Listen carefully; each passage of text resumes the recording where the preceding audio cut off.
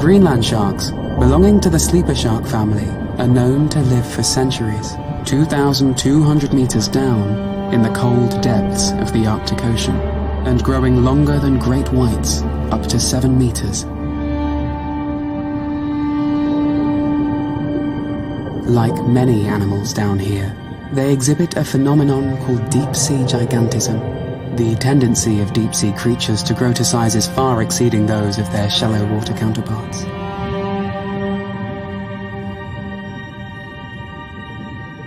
Predators belong to a trophic niche you'd expect to be unsustainable in a place like this, where food is scarce enough already for the detritivores.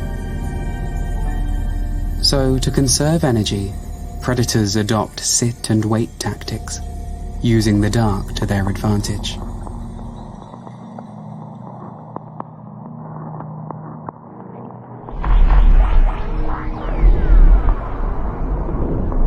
A comb jelly casts a net of tentacles lined not with stinging cells, but sticky collar blasts that capture prey like a spider's web.